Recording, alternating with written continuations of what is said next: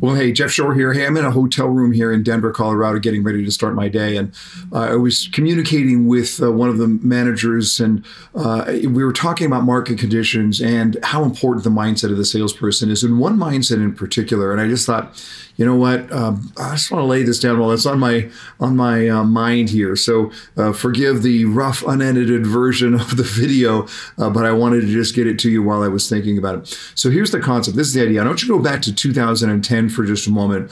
Tough days in the economy. Don't think about this from the perspective of a new home salesperson. Think about it from the perspective of a car salesperson. Now, in 2010, the car sales business was not going well at all, right? You remember the broad economy was definitely tanked in 2010. So here's the scenario. In 2010, a lady gets in an accident. It's a bad one. Now, she's okay. She's not injured. Her airbags help her out with that. But her car is totaled.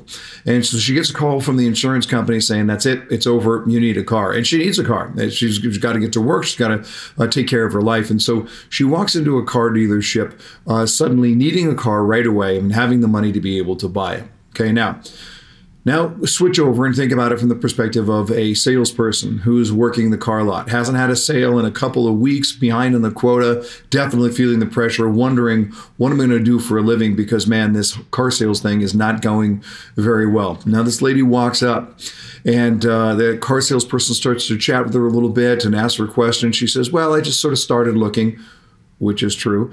And in the negative mindset of that salesperson, what's going to happen? Oh, no, another just started looking, man. I need a real buyer out here. I would ask you the question, for that salesperson, how important is this piece of information about this lady's situation? And of course, the answer is obvious. It's critical information. And yet oftentimes for a lot of salespeople, they get so trapped in hearing people talk about deals and incentives and discounts and negotiating and everything else that they neglect to really even ask the questions, what's going on in your life that has you here in the first place? And if they ask that question of this lady, everything would change.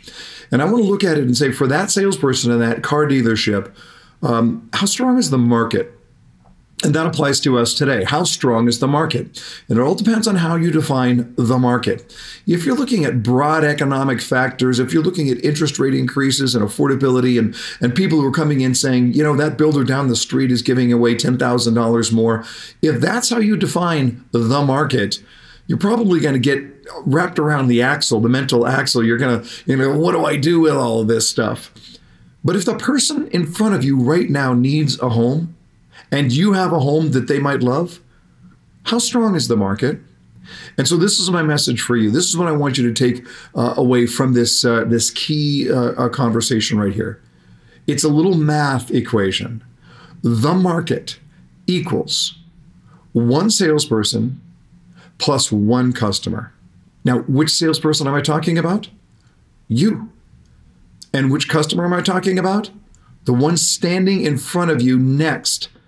If that person is in a position to buy a home and you have a home to sell, the market is phenomenal. Stop listening to what's going on in the market, the broad market. Look at the market that's standing right in front of you. Figure out that problem and go solve it, and you can change someone's world.